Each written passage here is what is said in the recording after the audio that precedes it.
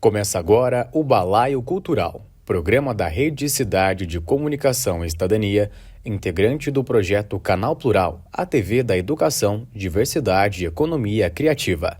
Esta obra audiovisual é viabilizada por meio do edital Fomento Cult, PNAB número 41 de 2024, do Programa de Ação Cultural PROAC e da Política Nacional Aldir Blanc de Fomento à Cultura PNAB.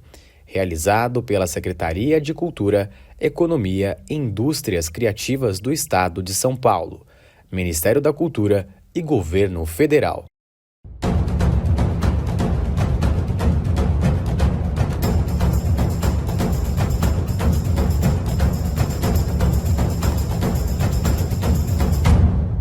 Balaio Cultural de hoje, Ana Meirelles, mais conhecida como Nina, é uma produtora cultural aqui da cidade de Taubaté e do Vale, e ela vai contar para a gente um pouco da sua trajetória, seu início, a experiência que ela teve na Sexta Teia Nacional, que foi em Aracruz, no Espírito Santo.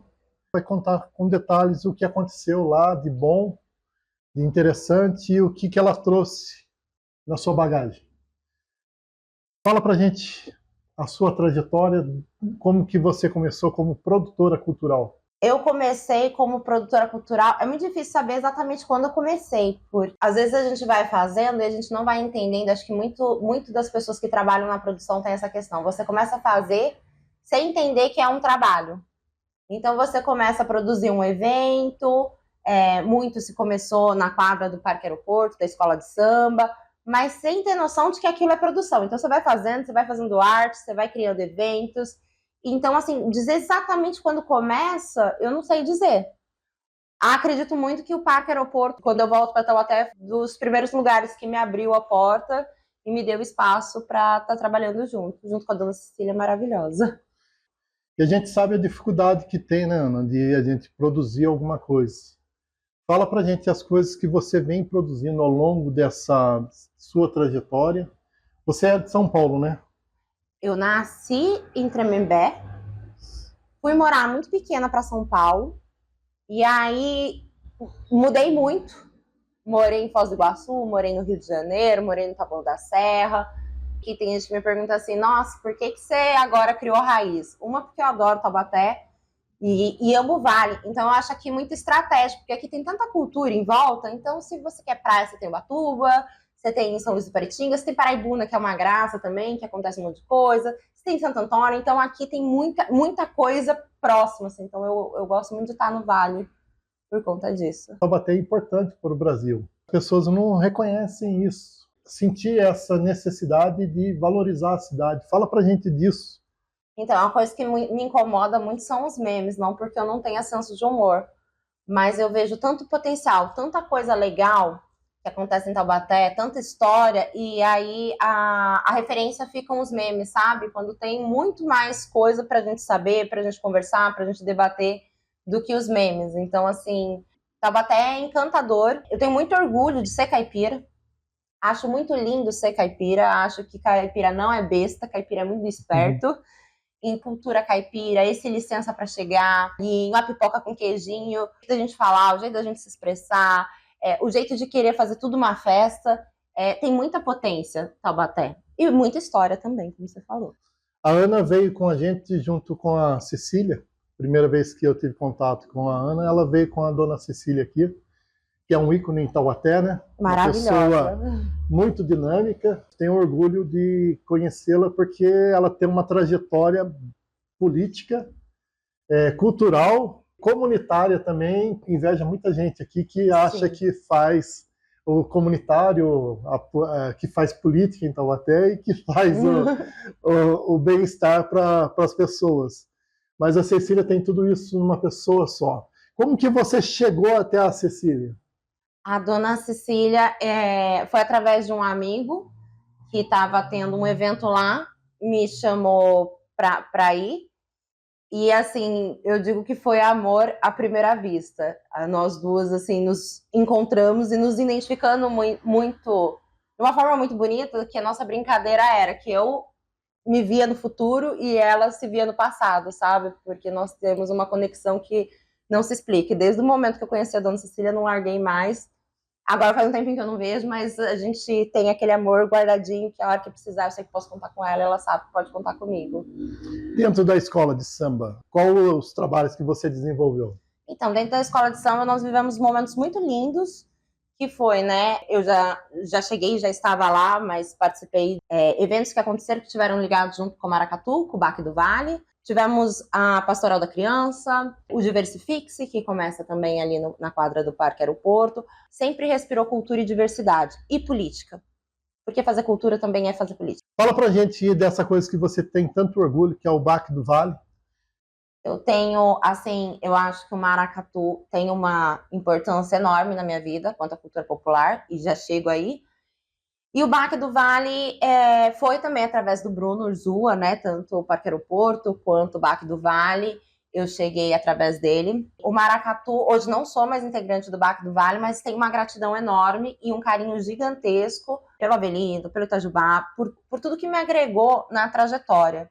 O Baque do Vale foi um dos primeiros movimentos de maracatu aqui no Vale do Paraíba. A macaca, que foi a primeira alfaia que chegou no Vale, e começou a construir essa história. Eu acho muito bonito, porque às vezes a gente precisa ir para longe para olhar o nosso quintal. Então, através do maracatu, do Baque do Vale, me proporcionou um conhecimento mínimo de cultura popular. Só que é engraçado, porque se a gente parar para pensar, o maracatu não é daqui. O maracatu não é do Sudeste. O maracatu é do Nordeste. Nordeste. É de Pernambuco. E veio para cá, né? Mas é bonito isso também, porque algo de tão longe me despertou a ver a cultura popular que existe aqui. Então, a alfaia me chamou. Eu sou uma apaixonada pelo tambor. Não posso ouvir um tambor que eu quero ir atrás. Mas me fez olhar o que estava aqui. E aí é muito louco, né? Porque, por exemplo, uma das coisas que o maracatu me apresentou foi o jongo. E eu cresci na tamandaré.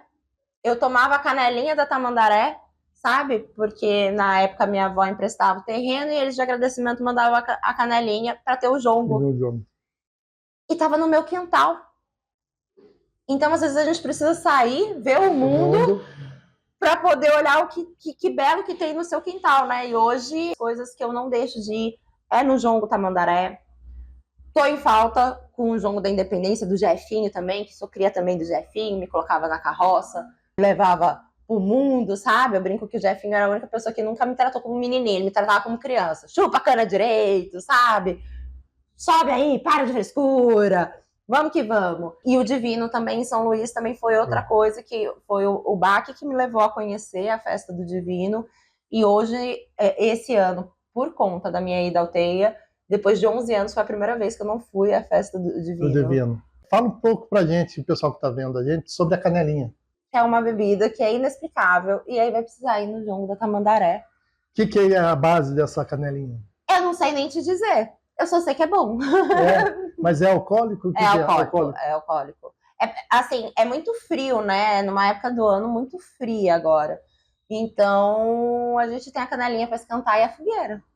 Então, quem tiver interesse, ou vai lá no jongo Tamandaré. Vai ter que ir no jongo Tamandaré, não ou pesquisar aí. Fala um pouco dessa coisa do Itajubá, como nosso mestre aqui no Vale do Paraíba, trazendo como você falou, trazendo uma cultura que não era nossa, mas é nossa, porque o tambor é o tambor. A verdade é essa. Onde a gente escuta o barulho do tambor, a gente sabe que tem raízes ancestrais. O Vale, a gente sabe que tem a ancestralidade muito forte. Muito da nossa cultura hoje em dia é devido à ancestralidade. Então fala pra gente disso. É que talvez, se não tivesse acontecido uma invasão, nós teríamos uma cultura muito interessante também, que talvez poderia ser hoje a nossa característica principal.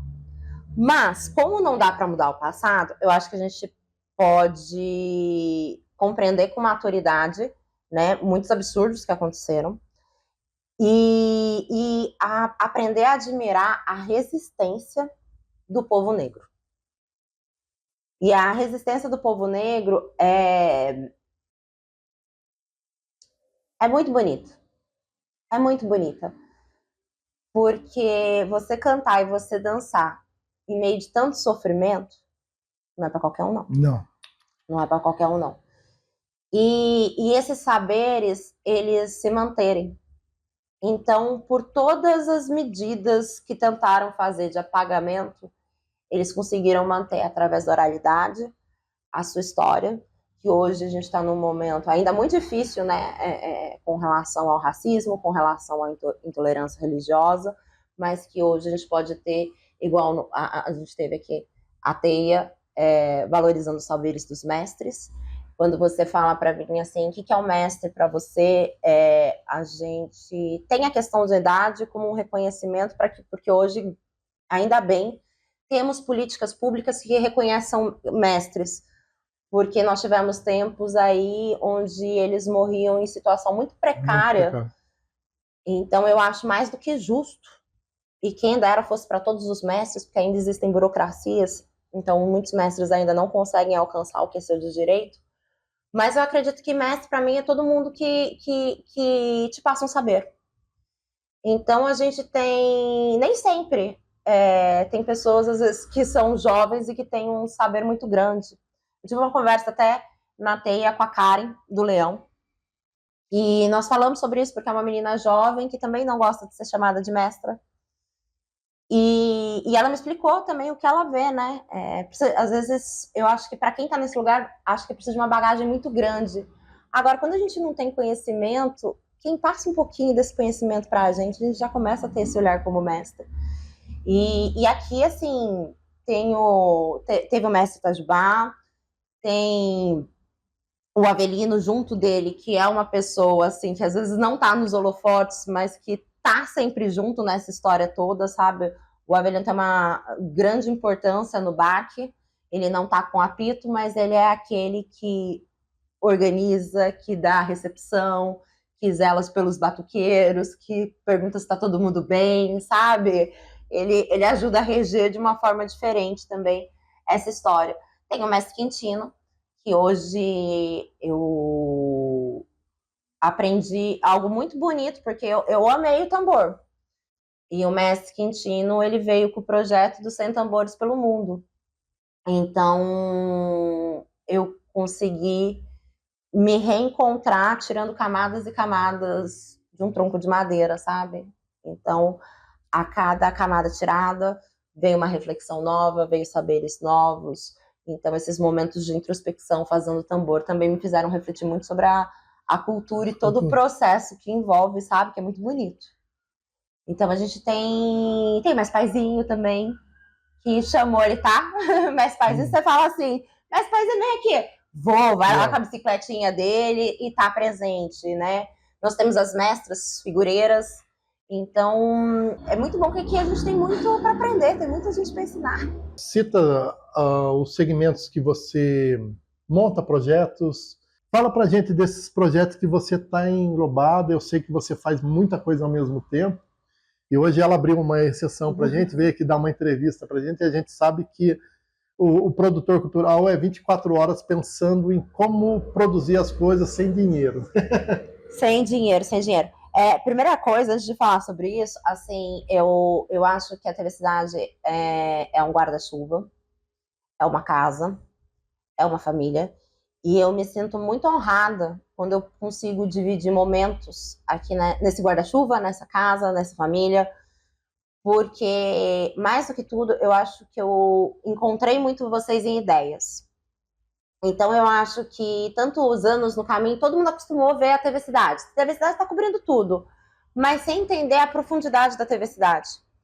Quando eu pude olhar de perto, que eu entendi melhor o que era uma TV comunitária, eu entendi a importância do trabalho que vocês fazem, que talvez o que eu faço em pequena escala, vocês fazem em larga escala, que é abrir a porta e tentar desfazer todos esses nós que a burocracia cultural exige. Então, a TV Cidade tem um papel hoje fundamental em Taubaté e de extrema importância, que merece todo o respeito, porque o tempo é uma coisa muito valiosa e não é todo mundo que para o tempo para explicar o que o edital quer, qual o processo que precisa ser feito. e a TV Cidade se coloca à disposição para os artistas, para explicar, para pegar na mão, para caminhar junto com os artistas locais. Então, assim, eu acho de extrema importância o trabalho que vocês fazem. Agora, hoje, como é que é o meu guarda-chuva? Porque, assim, você viver de cultura, infelizmente, a gente tem vários pontos, né? Nós temos hoje políticas públicas e depois da gente pensar de um desmonte da cultura, se andou muito bem esses últimos 4 anos, sabe? Pensando em políticas públicas, principalmente o olhar para a cultura, porque ainda a gente vive a história da formiguinha e da cigarra. A cigarra não faz nada. Mentira! Fazer cultura é trabalho. É trabalho sério. É trabalho e a gente não tem nem escala. A gente não tem escala. A gente não tem final de semana, a gente não tem hora para acabar. Tem vezes que vai até meia-noite, 1, 2 horas da manhã para estar acordando às 6 da manhã. Entendeu? A gente ainda está no momento que a gente sobrevive de cultura. Quer dizer, que a gente está tentando sobreviver de cultura, não é nem sobreviver de cultura. Então você não consegue pegar um único projeto e zelar por ele para poder... Você precisa trabalhar em várias frentes, em várias áreas. Tudo tem fluído muito bem, sabe? Então hoje eu sou membro da CUFA, tô junto do APARTE. Fala o que é a CUFA, a Central Única das Favelas, aqui, né, com o nosso presidente, que é o Fábio Padilha, em Taubaté. É algo que eu tenho muito orgulho de fazer parte da CUFA, porque exatamente encontram com as ideias. Eu hoje consigo dizer que eu só trabalho com projetos que estão alinhados com os meus princípios e com as minhas ideias. Junto com isso, tem o trabalho no APARTE, né, de prestação de conta, que o APARTE também trata de pessoas com deficiência, e a gente está começando um projeto muito bonito, porque eu acho que cultura é tudo, né? Então, cultura também é saúde. É saúde. Então, acho que ali naquele espaço tão bonito, quem não conhece vai conhecer, cabe cultura também, porque cultura é saúde, cultura é bem-estar, cultura é saúde mental. Dificilmente tem algo que você falhar aqui não tem cultura. Não tem nada. Do jeito que a gente come, do jeito que a gente fala, do jeito que a gente veste, do jeito que a gente vive, tudo é cultura. Então, estamos trabalhando muito nesse espaço, que eu gosto muito. E aí temos os outros projetos, né?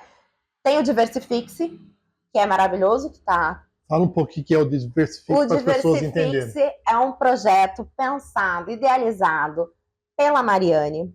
Mariane é uma mulher que estava fazendo a faculdade de Geografia na Unital e que olhava para a praça, numa época que se tinha cultura na praça, né?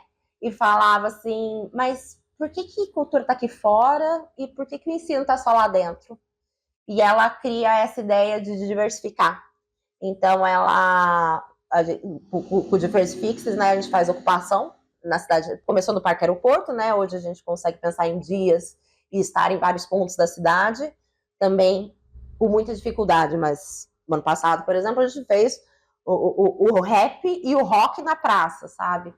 Então é um movimento assim que envolve todos os tipos de artes possíveis, todos os tipos de saberes possíveis, busca a diversidade a todo momento. O objetivo do evento é que todos estejam bem, tanto os artistas quanto o público, que tudo trabalhe junto, trabalhe bem e com novos saberes e exaltando a diversidade, porque aquilo que a gente falou por muitas vezes, não somos todos iguais. E que bom isso, sabe? Não é mentira, todo mundo é igual. Não é todo mundo igual, não. A gente é diferente, a gente pode terminar igual. Todo mundo vai terminar igual, né? Uma única coisa certa na vida. Mas a gente é diferente, é tão bom ser diferente, pensamentos diferentes, porque se a gente ficar pensando de um único jeito, consumindo uma única coisa, o novo nunca chega. Então, o Diversifique... E ninguém aprende nada também. E ninguém aprende nada, a gente fica no mesmo lugar ali, que graça que teve viver. Então, o Diversifique-se, ele traz, né, o próprio nome já diz, essa diversidade cultural muito legal. A Mariane é incrível nesse pensar e cuidar, e idealizar e juntar pessoas mais diferentes possíveis no mesmo ambiente. Assim, ela é uma mulher incrível. Aí temos o Maracatuteca, que é um portal de salvaguarda, junto com a Fê Exuia, que mora em Paraty, que é uma outra parceirona que me trouxe junto, né, do Maracatuteca, também um projeto idealizado por ela, que é um portal de salvaguarda de Maracatu. Então a gente está trabalhando muito na atualização, né, porque a cultura, ela continua acontecendo, ela não para você fazer um portal, né, você vai ter que pegar o que está acontecendo no passado, no presente, e isso vai junto. e nós temos o Encontro de Maracatu, que é um projeto anual, itinerante, e hoje eu falo, tem uma toada de maracatu que fala assim que o mundo é largo, dá para todo mundo vadiar. E eu acho que é isso. Então, assim, o Encontro de Maracatu, ele traz todo mundo para perto. Então, sempre se chama um mestre de Recife para estar no evento. E aí nós trazemos grupos do Sudeste para fazer esse intercâmbio cultural. Então, é mais de um dia, de uma grande celebração também e um grande aprendizado, trocas de saberes, que roda pelo Brasil. Então, ele já teve em Minas, já teve no Rio de Janeiro, já teve em São Paulo, sabe? Aqui no Vale ele teve em Paraibuna, já teve em São José. Então, é um evento que eu tenho um carinho gigantesco, porque ele traz aonde tudo começou para mim, que foi no maracatu, sabe? Esse amor com a cultura popular. E tem uma outra linha que eu acabo trabalhando, que é o audiovisual, a produção do audiovisual. E daí também encontro muito com o pessoal aqui da TV Cidade, que o audiovisual ele tem o poder de salvaguarda. Um investimento e um pensamento assim, na época que se tinha os jongos, né, daqui, que nasceram nos bairros, a gente hoje tem muita dificuldade até de buscar essas histórias, entendeu? Já tive muito nessa busca e para mim, não consegui fechar. Eu tenho muitas informações soltas, muito diferente do que é o jongo atual, entendeu? Ele era muito mais provocativo, desafiador, de provocações, de brigas, às vezes, até grandes, sabe? Algo... Mas a gente não consegue ver, a gente não consegue ouvir o toque que se fazia, como se fazia, por quê? Porque não tem um registro audiovisual. Então, eu acho que o audiovisual ele tem uma importância gigante, porque eu acho que aquilo, eu não sou contra mudança, sabe? Porque se a gente for ver, a gente muda o tempo todo. Então, eu acho natural... Porque eu vou falar, eu era uma conservadora da cultura, sabe? Assim, daquela que, não, se é assim, tem que ser feito assim.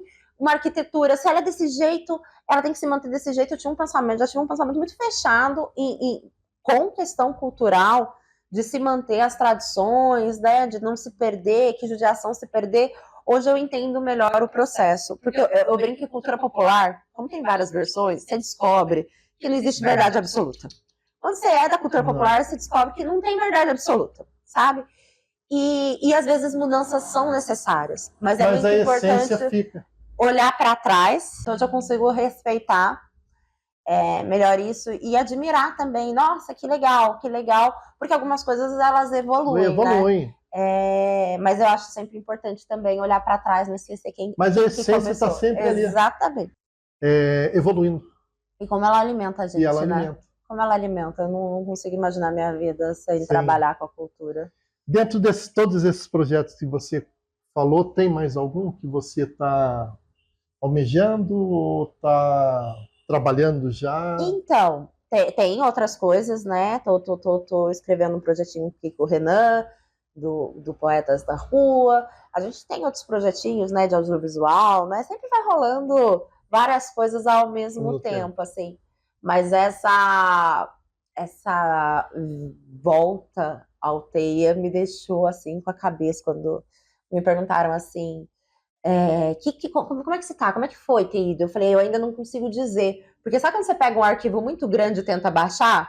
E aí fica aquele tempo logando, sabe? Demora. Foi tanta informação que a gente recebeu que eu demorei muito tempo para conseguir assimilar tudo e falar o que eu vou fazer com tudo isso. Então, essa experiência também está me dando muitas ideias. Você levou e o que você trouxe da TEIA depois dessa sexta TEIA nacional que não acontecia no Brasil há 12 anos? Então, eu fui de mala cheia, sabe? Eu fui de mala cheia, porque eu levei todos os projetos que trabalho aqui, os amigos que trabalham, porque às vezes a gente também tem muito dessas relações quando a gente trabalha com cultura. Nem sempre a gente está inserido naquele projeto, mas a gente está contribuindo de alguma forma, sabe?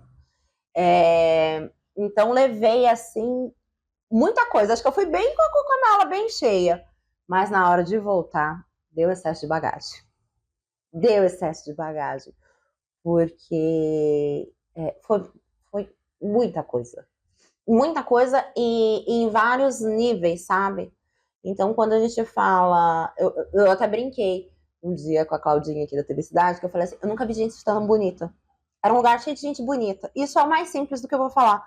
Mas por que era um monte de gente bonita? Porque não eram pessoas comuns. As pessoas estavam vestidas como elas mais gostam de se vestir. Elas não estavam com a fantasia social de trabalho do dia a dia, sabe? Com aquela cara comum que a gente tem todo dia. Não, então, assim, você via beleza, você via pessoas belas a todo lugar que você olhava. Nós conhecemos muitos mestres, pudemos aprender com muitos mestres. E também várias diretrizes de políticas públicas foram decididas na TEIA, né? E a gente pôde ouvir essas conversas, o que se era pedido, quais as necessidades, quais as fragilidades. Então é aquilo, eu fui alimentada de várias formas, sabe? Tanto de estar se alimentando de cultura, porque era evento a todo momento, às vezes até um pouco atordoada ficava, porque, nossa, tá acontecendo uma coisa boa aqui, tá acontecendo uma coisa boa ali, tá acontecendo uma coisa boa ali, mas também na questão de perspectivas e de entender cada vez mais o ofício de fazer cultura como um trabalho sério que precisa ainda de mais olhar dessa forma para ele, sabe? Entendeu? Porque conhecimento é infinito. Mas eu acho que tem uma outra questão ainda que a gente vive, que é às vezes de você conseguir buscar muita informação, você saber o que precisa ser feito, mas você não conseguir executar no seu território, sabe? Por burocracias também.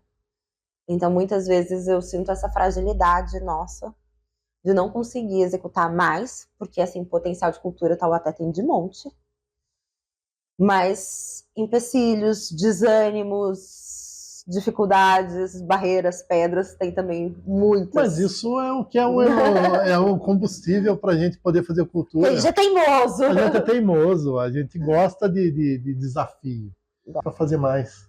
Mas você sabe quando que eu acho que é pulsante? Quando a pessoa ama a sua cultura. Quando ela trabalha em cima da sua cultura, do seu território, daquilo que faz parte dela. Não querer ser outro, sabe? Aquilo que é seu, aquilo que nasce. E muitas vezes a gente, que nem eu encontrei o jogo muito presente na minha vida, sem nunca ter percebido, sabe? Eu fui diversas vezes para São Luís do Maranhão, sem entender a beleza do boi. Quando eu fui ver, eu falei, gente, cultura popular sempre existiu em mim. Eu só não sabia reconhecer. Mas a hora que a gente está no território, que a gente entende a nossa cultura e que a gente começa a enxergar a beleza, ai, não tem quem pare. Aí ela é pulsante. Porque é aquilo de você assumir quem se é. O que você trouxe de bom da TEIA? Muitos livros. Muitos livros, muitas fotos, muitos vídeos e muita memória. Muita memória. Sabe aquilo que você tem vontade de escrever? Você fala assim, eu não quero perder nunca essa memória. Era muito bonito, porque assim, todos estavam... A gente viveu um período de que realmente a cultura, ela não só foi desmanchada, como massacrada, humilhada, pisada, de tudo quanto é forma, né? E aí, quando a gente vê um evento tão grande desse, reconhecendo o valor da cultura, tava todo mundo muito emocionado de estar lá. Não tinha uma pessoa que não fosse extremamente importante para ela estar lá, sabe? Aquilo estava sendo um divisor de água para muita gente, porque era o reconhecimento que os artistas precisam. A artista precisa de aplauso, a artista precisa de reconhecimento e a artista precisa de dinheiro, porque a artista come. A artista precisa viver, não só sobreviver. Mas os artistas eu acho que morrem, porque o que você vê de artista com enorme potencial, e porque as contas chegam, ele tem que abrir mão dos seus saberes, daquilo que é o dom dele, para ter uma vida convencional, digamos assim, daquilo que é reconhecido como trabalho, porque o trabalho dele não é reconhecido como trabalho, ele não consegue se sustentar com aquilo. Então, assim, artista morre. Mesmo em vida, sabe? Mas não deixa a cultura de lado. Ele pode morrer por dentro. Ele morre por dentro. Mas a cultura sempre pulsante. Quando você esteve lá agora, nesse momento, o que você esperava encontrar quando você saiu daqui? Olha, eu fui meio... A gente vai trabalhando. Então eu fui meio assim... Não tô entendendo o que tá acontecendo. Eu não tô entendendo. Eu brinquei até, eu falei, gente, eu tô indo pro Rock in Rio da cultura popular. A dimensão é muito grande, né? Mas cortejo. que teve lá, com tanta cultura diversa, é muito louco. Então eu saí meio assim, eu não tô entendendo como, sabe? Até Digerir tudo aquilo. como digerir, como que tá acontecendo esse momento tão lindo, porque para mim foi uma honra muito grande esse convite. Porque, assim, uma pessoa que vive pela cultura popular ser convidada para estar lá é muito grande, é muito bom, sabe? Você poder respirar tantas culturas de uma vez só. Fala um pouco dessa canga, que essa canga ela revelou muitas coisas. Essa canga maravilhosa. Ela trouxe muitas surpresas, muito fortalecimento de pessoas aqui que se descobriram, que ela transformou, porque isso aqui foi para todos os lados do país, né? Foi. Fala um pouco disso pra gente, dessa experiência. Então, a canga é maravilhosa. Aliás, a arte toda que compôs essa teia foi maravilhosa. Assim, tudo era muito bonito, tudo era muito bem pensado. A todo momento nós víamos, né, referências. Eu apaixonada por maracatu, pelo Mangue Beach, aqui tem o Caranguejo. E assim, quando a gente fala de cultura, eu acho que a cultura, a gente sempre tem que ter um olhar artesanal para ela. Ela não é industrial. Não, isso nunca foi. Ela é... Tentam colocar a cultura como industrial, mas o fomento não é indústria. O fomento é para ela se manter. Ela se manter. E a temática, né, desse ano, que foi a justiça climática, onde parece um assunto, às vezes, muito amplo, mas ele está muito no simples.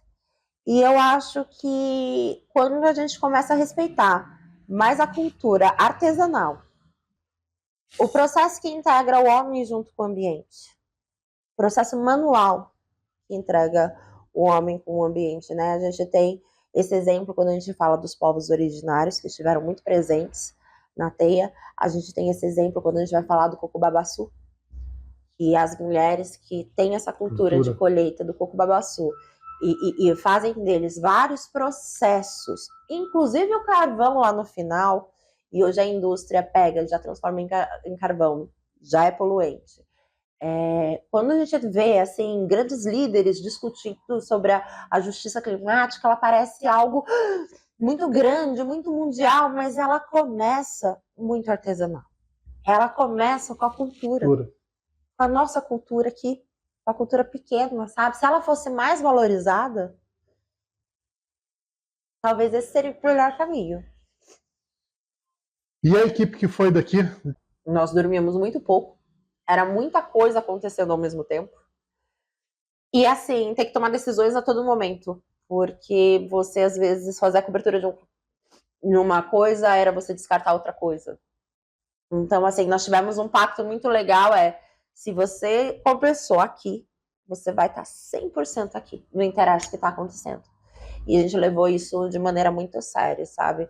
Então, a hora que a gente estava presente com aquele entrevistado por inteiro, sabe? Sem olhar o que estava ao redor, porque realmente é muita coisa acontecendo junto.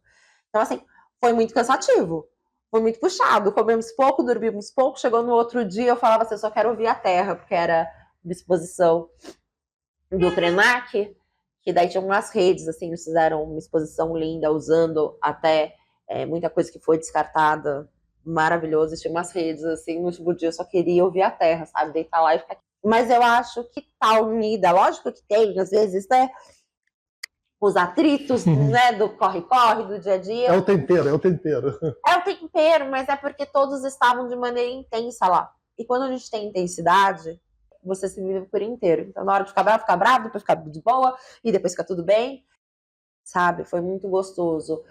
O cansaço bateu forte mesmo a hora que falou, agora acabou.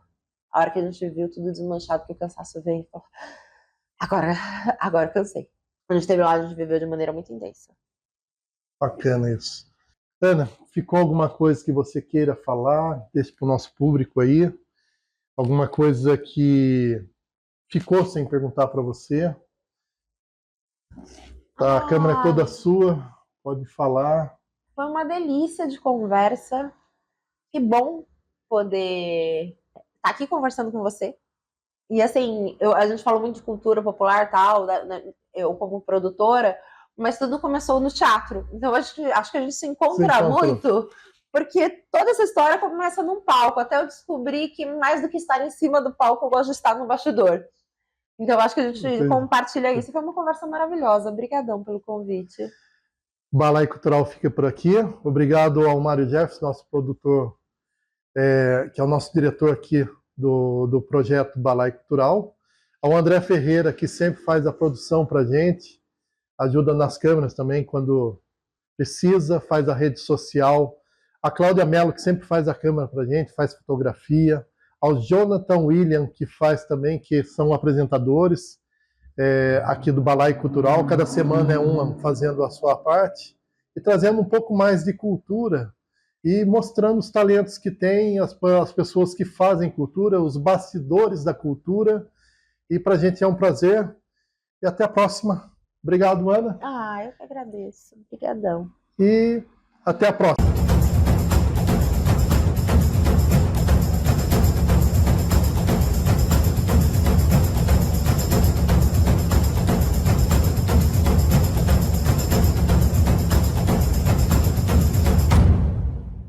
Você assistiu o Balaio Cultural, programa da Rede Cidade de Comunicação e Cidadania, integrante do projeto Canal Plural, a TV da Educação, Diversidade e Economia Criativa.